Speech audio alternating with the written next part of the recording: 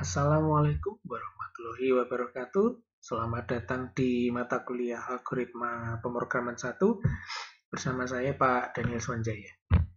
Oke, pada pertemuan di video kali ini kita akan membahas tentang migrasi ya, migrasi dari Flowgorithm ke pemrograman Java ya. Dalam hal ini tidak wajib Java sebenarnya ya. Jadi kalau kalian mau memilih yang lain, silahkan nggak apa-apa. Ya.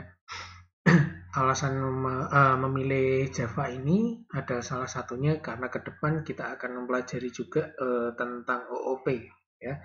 Dan OOP yang dibahas juga menggunakan bahasa Java. Ya. Oke, kenapa sih perlu migrasi? Ya. Nah, pertama kemampuan Flowgorithm ini sangat terbatas. Ya.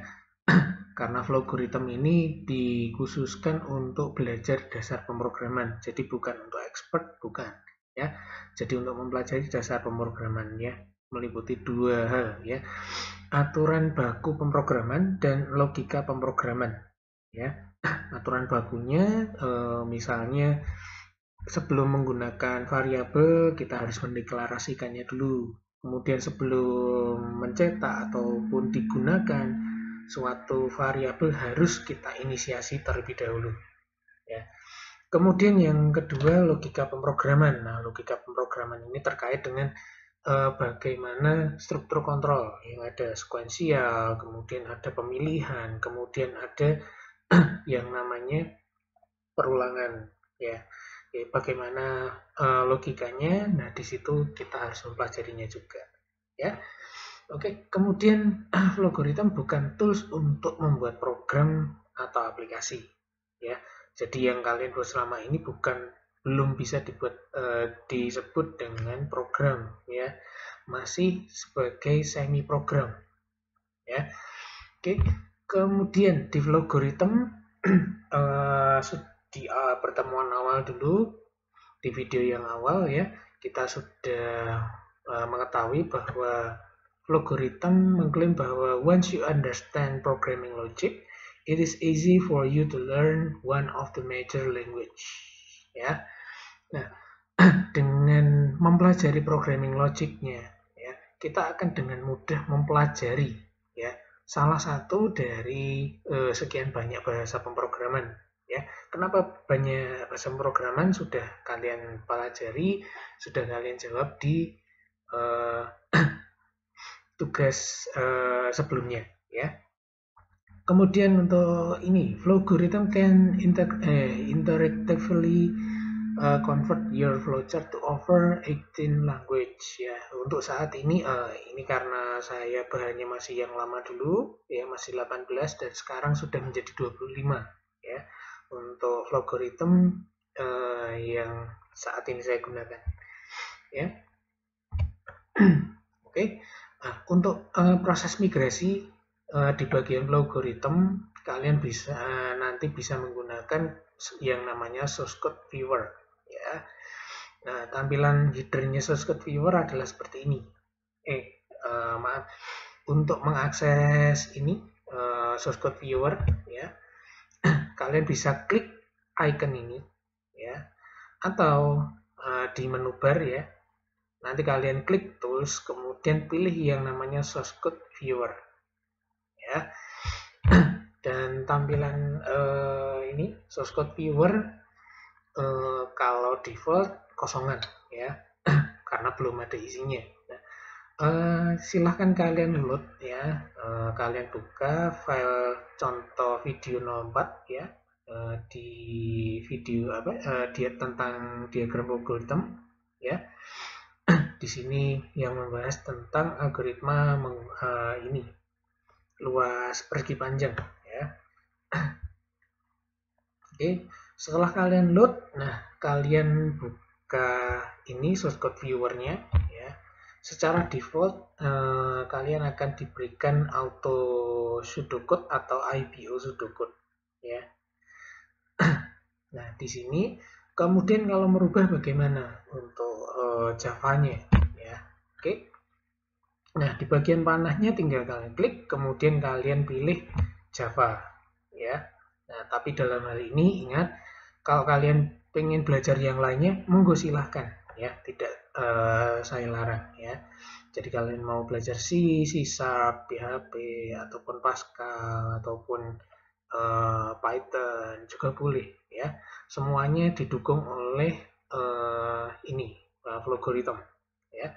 Jadi kalau kalian mau belajar, kalian sudah mempelajari programming logiknya.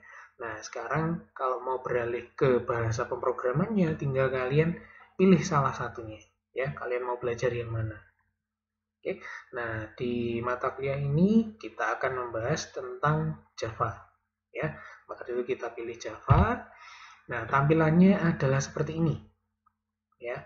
Oke, yang bagian coding yang tidak diberi warna ini anggaplah sebagai perintah wajib di Java ya. Jadi untuk sementara ya, nantinya kalian akan diberi pengertian tentang import itu apa, kemudian public class itu apa ya. Tapi untuk saat ini anggaplah itu perintah wajib di Java ya, supaya kalian juga tidak perlu bingung terlalu banyak nantinya ya. Nah, oke. Kemudian yang bagian berwarna, nah ini ada kaitannya dengan diagram logaritma kalian nantinya ya. Diagram logaritma yang sudah kalian buat maksudnya ya. Oke. Nah, misalnya untuk mendeklarasikan variabel. Nah, di Java caranya seperti apa? Di Java caranya seperti ini ya. Di video sebelumnya kita juga sudah mempelajari tentang ini ya. Tetapi untuk lebih mudahnya kalian tidak belajar dari nol lagi, tetapi cukup kalian buat ini diagram logaritmnya, kalian akan mendapatkan coding Java-nya ya. Dan ingat, di Java itu adalah case sensitif ya. Jadi huruf besar dan huruf kecil dibedakan. Jadi kalau kalian mengetik panjang, di sini panjang karena di logaritm huruf besar huruf kecil itu disamakan. Nah, di Java beda ya. Maka dari itu oleh logaritm huruf depan dari variabel diberi ini huruf kecil ya. Nah, yang selanjutnya mengikuti yang kita berikan di logaritm. Oke. Kemudian untuk mencetak bagaimana? Kalau di logaritm tinggal output apa yang di-outputkan ya. Nah, di Java perintahnya adalah system out println. Nah, ketika mengetikkan, ingat kalau kalian mengetik ya, huruf S-nya ini huruf S besar, jadi bukan huruf S kecil ya. Ini titik ya, out titik println ya. Kemudian ketik apa yang akan dicetak. Ingat, kemudian yang apapun yang kalian ketikkan di antara tanda petik itu akan dicetak apa adanya ya, kecuali escape karakter. Escape karakter itu apa? Sudah ada di video sebelumnya ya. Oke, kemudian untuk panjang.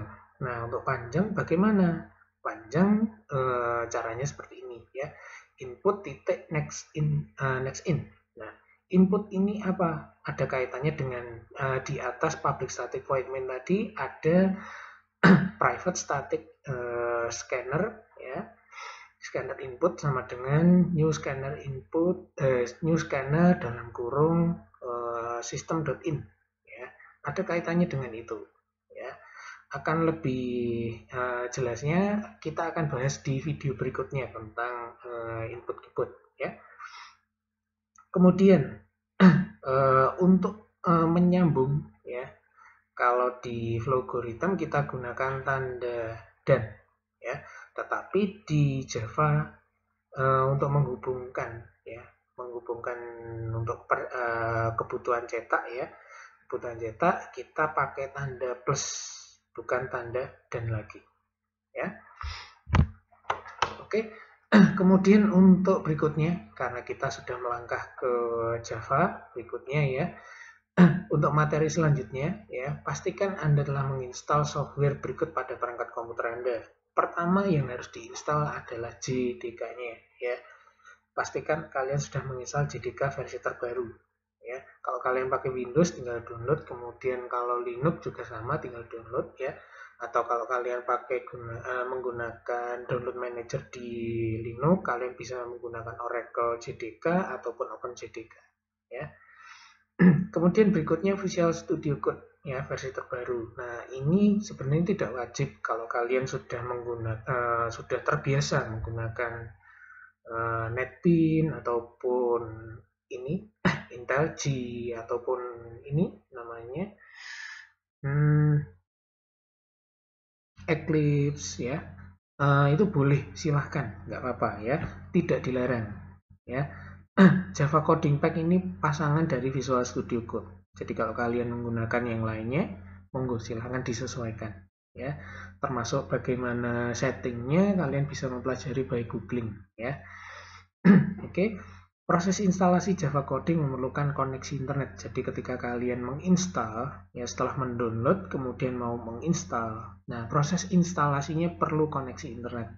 Ya, jadi kalau kalian install secara offline, ini tidak bisa. Ya, harus menggunakan koneksi internet. Ya, atau menggunakan ini extension. Ya, cuman extension ini terpisah-pisah. Jadi tidak jadi satu. Ya. Jadi kalau kalian mau, monggo silahkan ya. Caranya sudah ada di ini websitenya dari Visual Studio Code ya. Di sana ada caranya bagaimana menginstal Java Coding Pack-nya juga.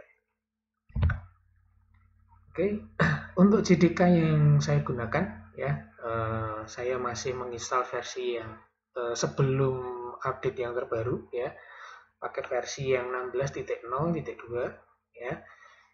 Nah, kalau versi yang terbaru sama seperti di video sebelumnya, JDK-nya adalah JDK 17 ya, sudah long term ini LTS long term service ya.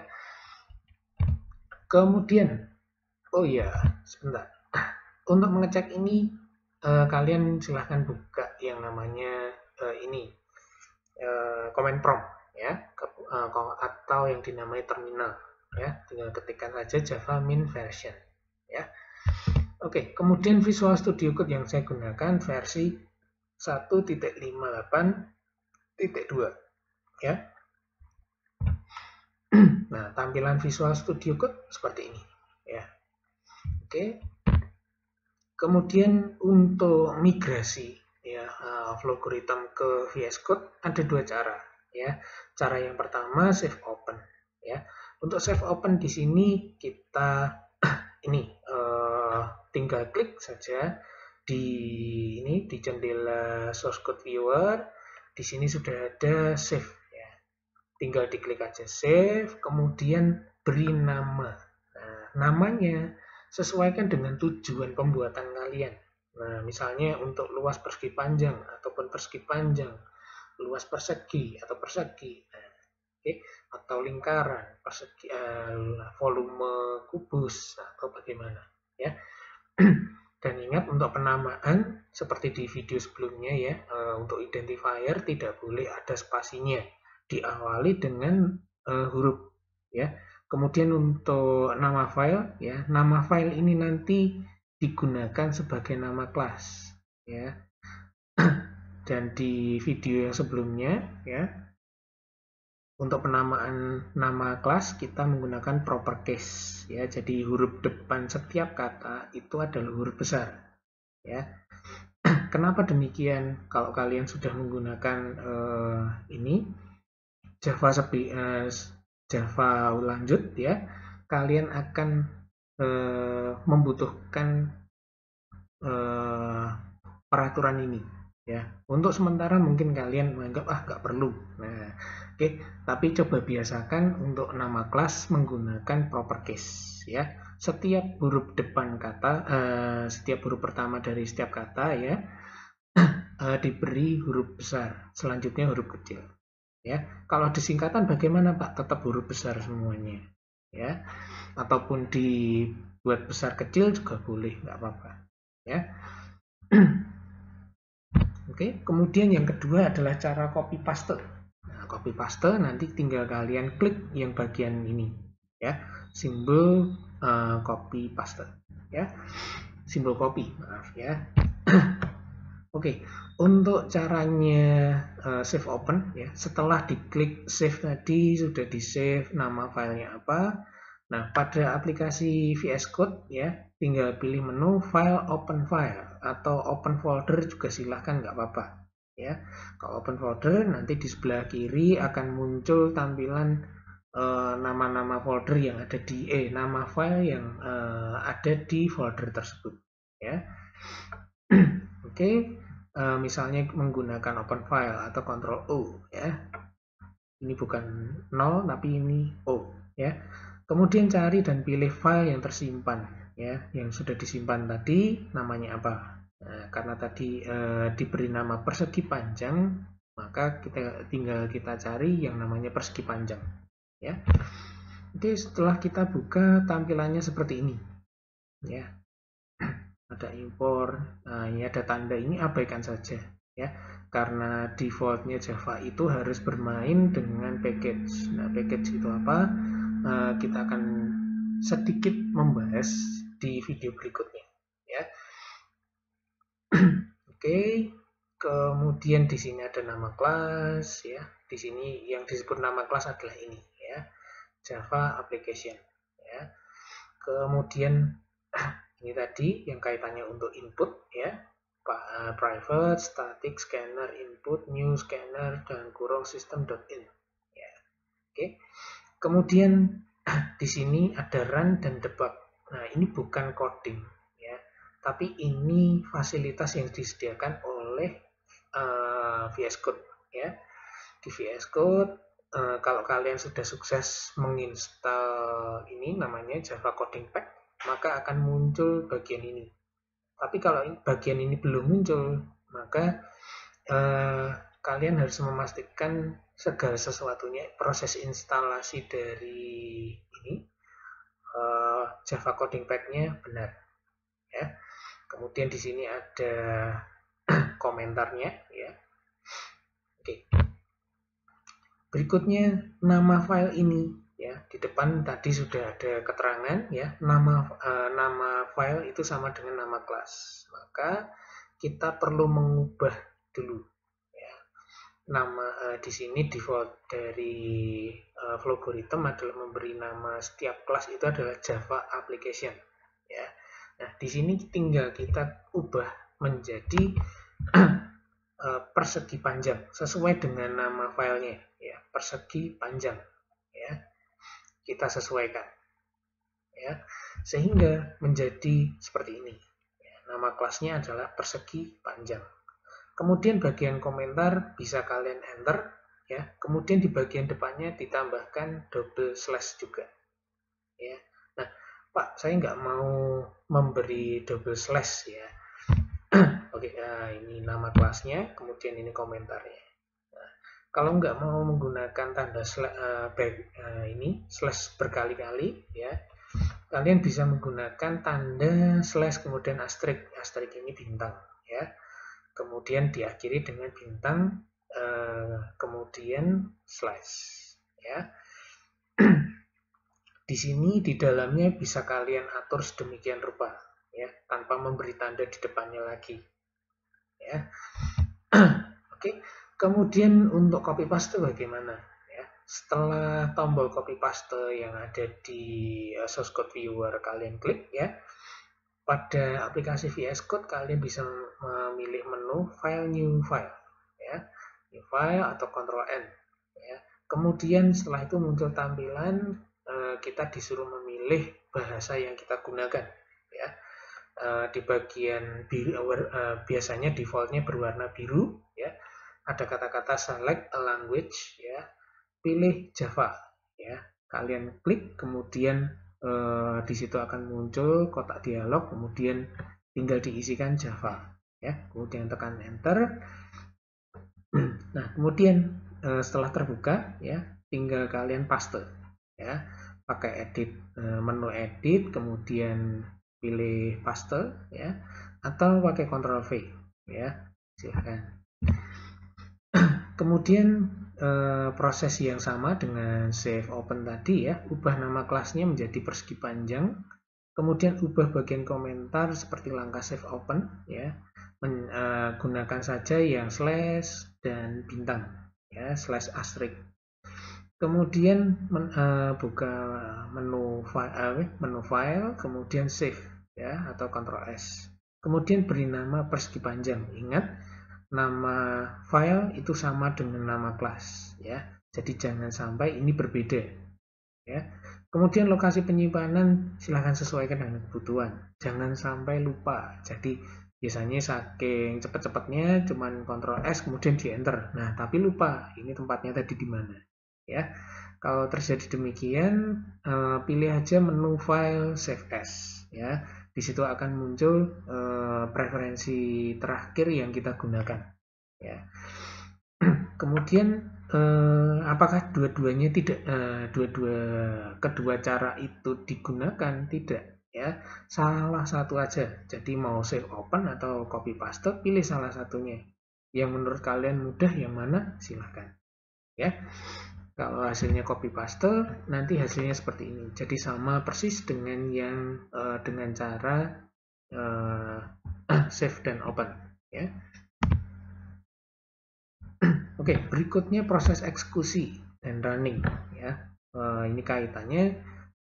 Pastikan bahwa ini fasilitas run dan debug ini muncul. Ya. Oke. Setelah ini muncul, tinggal klik saja yang bagian run di sini. Tinggal diklik run, kemudian akan di bawah, ya, di bawah akan muncul seperti ini. Ya. Oke, di sini ada yang biru ini abaikan saja, itu adalah parameter yang dibutuhkan oleh VS Code, ya. Kemudian akan muncul ukuran panjang persegi panjang berapa sentimeter. Ya, tinggal diisikan. Nah, di sini, ya. Oke. Nah, kemudian setelah kita isi, misalnya panjangnya 25, lebarnya 10, luas persegi panjang adalah 250. Ya. Nah, catatannya untuk membersihkan tampilan, ya, misalnya sudah penuh, nah tinggal ketikkan saja CLS, ya, di sini, ya, di depannya promnya, ya. Di sini ada promnya. Nah, promnya di sini diberi, kalau tinggalkan ketik saja CLS, nanti akan ini membersihkan layar, ya. CLS ini adalah kepanjangan dari clear screen, ya. Kemudian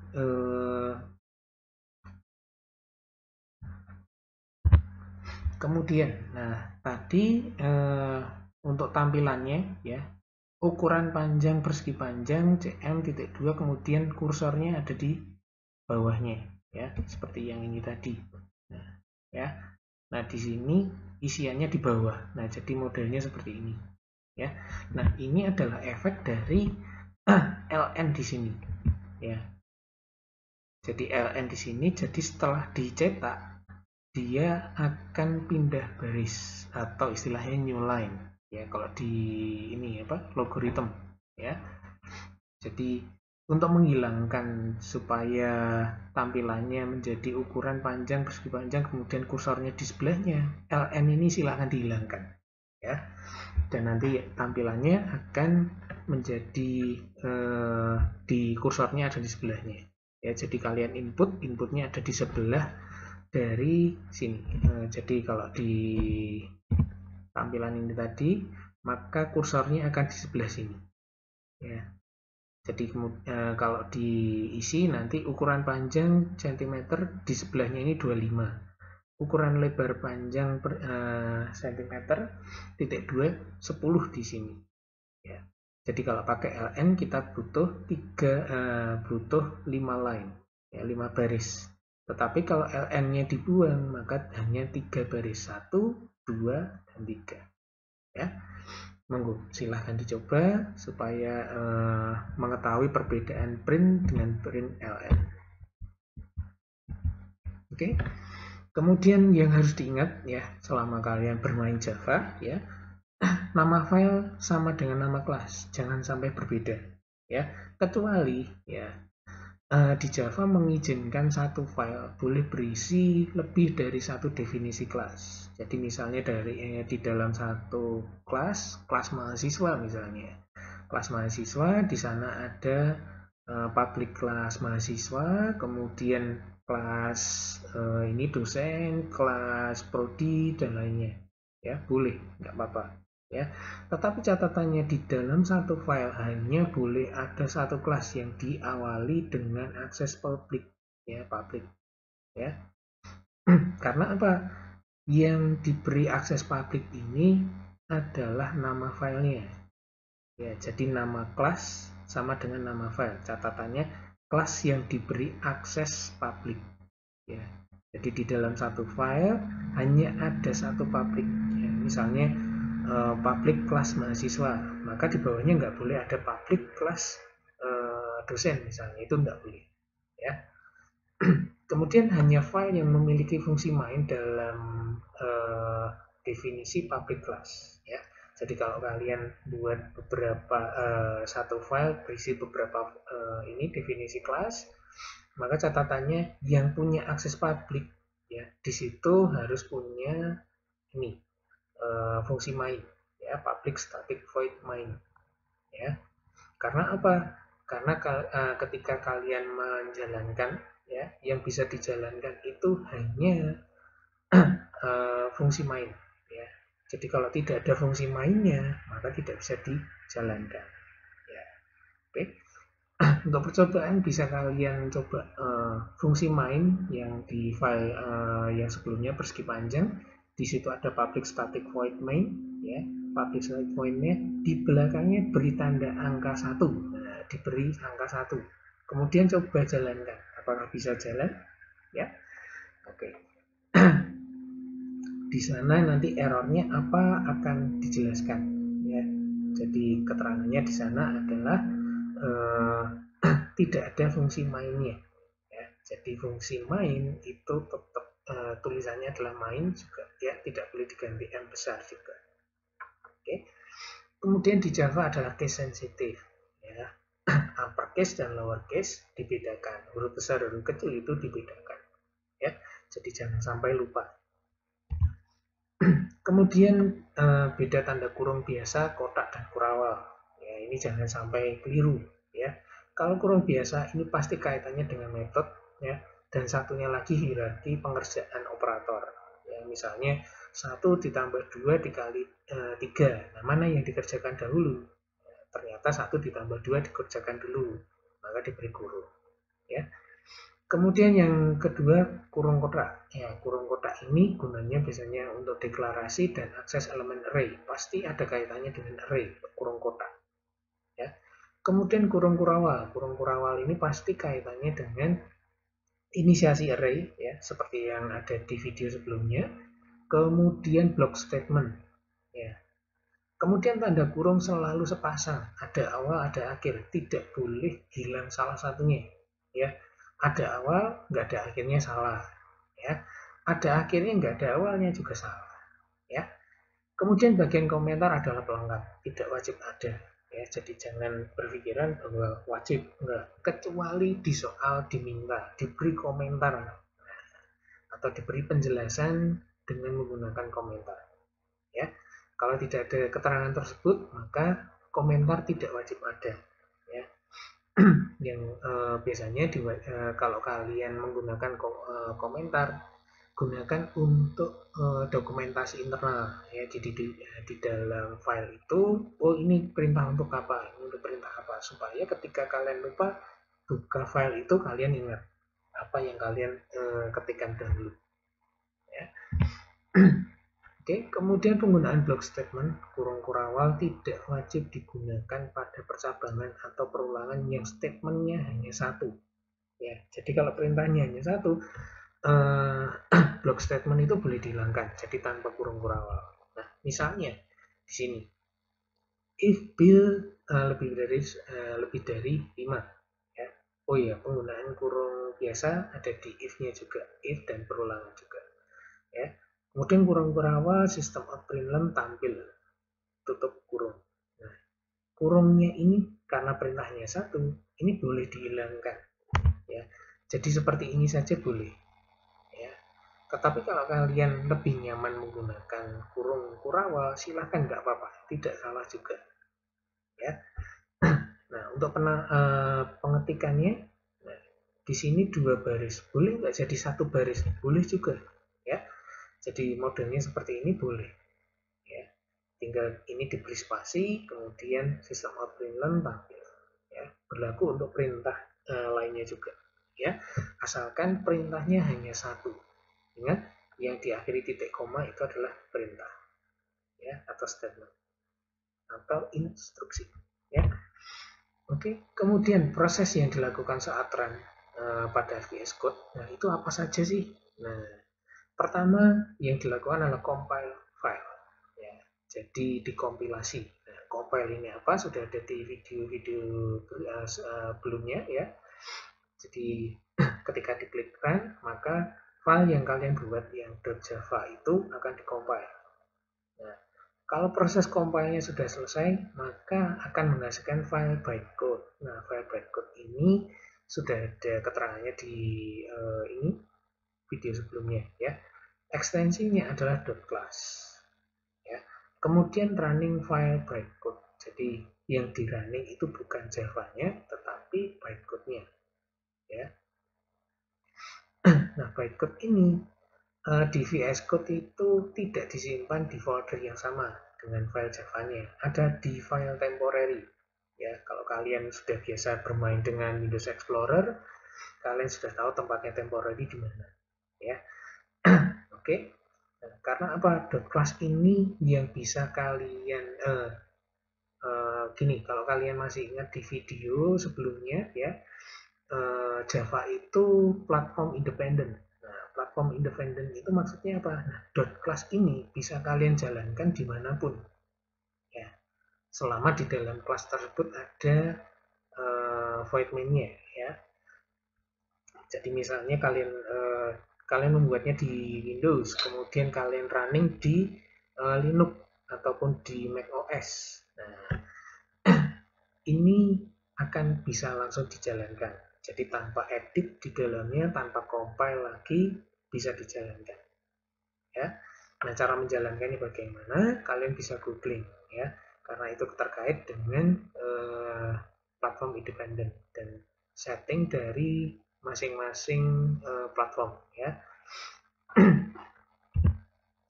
Kemudian untuk latihannya ya, lakukan proses migrasi untuk satu contoh dari tiap video materi. Jadi yang kalian buat adalah mulai dari video 4 ya. 4 sudah kita kerjakan juga ya. Kemudian sampai video 18 ya. Kemudian sebutkan perintah bahasa Java apa saja yang bisa kalian pelajari dari proses migrasi tersebut ya. Jadi bukan file yang dikirim nantinya, tetapi perintah-perintah di Java-nya apa dan maksudnya kira-kira apa ya, sesuai dengan yang kalian pelajari ya. Jadi kalian migrasi misalnya di materi sekian, nah itu tentang selection, oh if caranya seperti ini, if else seperti ini.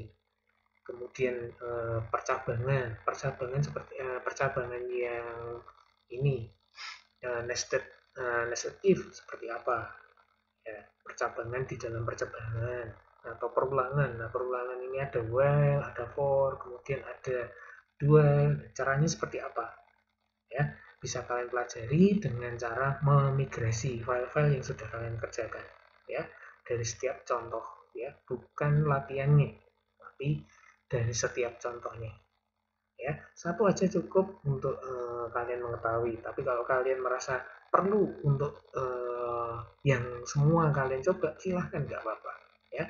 Setidaknya ada satu contoh yang kalian coba ya.